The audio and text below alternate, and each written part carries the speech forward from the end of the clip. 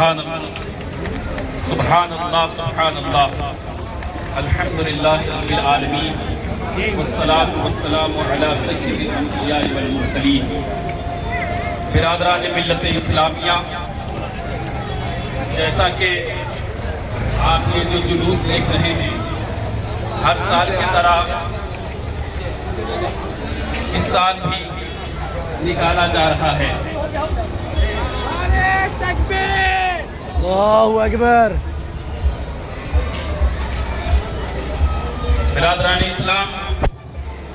یہ جو قافلہ الحمدللہ نورانی قافلہ جو اپنے منزل کی جانب رواں دوا ہے، آپ کو علماء اہل سنت کی قیادت میں یہ جو جلوس نکالا جاتا ہے اور نکل رہا ہے، آپ علماء اہل سنت کی جانب سے تمام ہندو، مسلم، سکھ، عیسائی بھائیوں کو پروفٹ محمد صلی اللہ علیہ وسلم کی ولادت باسعادت بہت بہت مبارکبادیاں دی جا رہی ہیں۔ آپ جہاں کہیں بھی ہو، آپ کو یہ پیغام امن ہے کہ میرے آقا جب دنیا فانی میں تشریف لائے تھے تو آپ جب اسٹڈی کریں گے، آپ جب مطالعہ کریں گے تو آپ کو معلوم ہوگا کہ کفاران قریش کا دبدبہ سعودی عربیہ کی سرزمین پر تھا۔ عرب کے حالات اتنے برے تھے، آپ جب اسٹڈی کریں گے تو آپ کو اس کا علم ہوگا کہ حضور علیہ السلام کی جب ولادت نہیں ہوئی تھی تو بیٹیوں کو زندہ دفن کیا جاتا تھا، بچیوں کو منحوس سمجھا جاتا تھا۔ آپ جب دیکھیں گے کہ بیٹیوں کا مرتبہ کتنا اعلیٰ ہے، بیٹیوں کو مذہب اسلام کے اندر رحمت کی نگاہ سے لوگ جانتے ہیں، اور ہندو بھائیوں کے یہاں لکشمی کے نام سے جانی جاتی ہے، اور دیگر مذاہب کے اندر سب سے اعلیٰ مرتبہ دیکھیں گے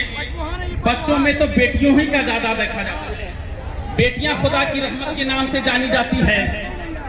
اسی لیے جب حضور کی ولادت باسعادت سے پہلے، ان کے جنم سے پہلے، ان کے آمد سے پہلے جب وہ دنیا میں نہیں آئے تھے تو بیٹیوں کو دفن کیا جا رہا تھا، لیکن جب آمنہ کے گھر میں پروفٹ محمد صلی اللہ علیہ وسلم کی آمد ہو گئی تو فرشتوں کو حضرت آمنہ نے سنا تھا کہ جب حضرت آمنہ اپنے گھر کے چھت سے دیکھتی ہیں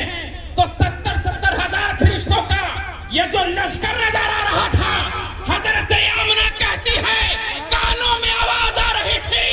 اب کوئی بیٹیاں دفن نہیں ہوگی، قیامت آ جائے گی، خدا کا رسول رحمت بن کر کے آ گیا ہے۔ تکبیر، نعرہ رسالت، حضور کی آمد، حضور کی آمد، نعرہ تکبیر۔ اس لیے بھارت کی سرزمین کو اس لیے سب سے زیادہ اہمیت کیوں دی جاتی ہے؟ ہمارے بھارت کی ستیتا، ہمارے بھارت کی سمپربھوتا، ہمارے بھارت کو آج اتنا اچھا کیوں کہا جاتا ہے؟ آپ جب اسٹڈی کریں گے تو شاعر مشرق علامہ اقبال کہتے ہیں ساری دنیا ایک طرف کر دی جائے، میں تھوڑی دیر کے لیے بول رہا ہوں،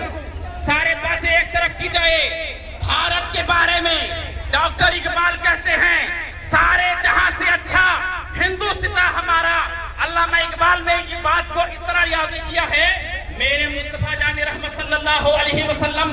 سرکار علیہ السلام مسجد نبوی میں تشریف فرما تھے، ایک مسجد مکہ المکرمہ سے ہوتے ہوئے مدینہ المنورہ میں ہے، سرکار کی مسجد ہے، دنیا جانتی ہے اسے مسجد نبوی کے نام سے لوگ جانتے ہیں۔ حضور مسجد نبوی میں تشریف فرما تھے، صحابہ کا جمع کثیر تھا، میرے مصطفیٰ جان رحمت صلی اللہ علیہ وسلم کچھ باتیں بتا رہے تھے، کچھ باتیں ارشاد فرما رہے تھے، لوگ سمجھ رہے تھے میرے آقا کیا کہنا چاہ رہے ہیں، صحابہ قریب قریب جا رہے تھے، میرے مصطفیٰ کے چہرہ وقوعہ پر مسکراہٹ تھی، لبوں پر کیا تھا؟ مسکراہٹ تھی۔ صحابہ پوچھ رہے ہیں ایک دوسرے سے، کہہ رہے ہیں وہاں حضرت ابوبکر صدیق بھی ہیں، وہاں حضرت عمر فاروق اعظم بھی ہیں، وہاں حضرت عثمان غنی بھی ہیں، مولا علی شیر خدا بھی ہیں۔ لوگوں سنو، میرے صحابہ جب قریب گئے تو کہنے لگے سنو میرے صحابہ، مجھے بھارت کی خوشبو آ رہی ہے، مجھے ہندوستان سے نعرہ تکبیر، اللہ اکبر، نعرہ رسالت، حضور کی آمد،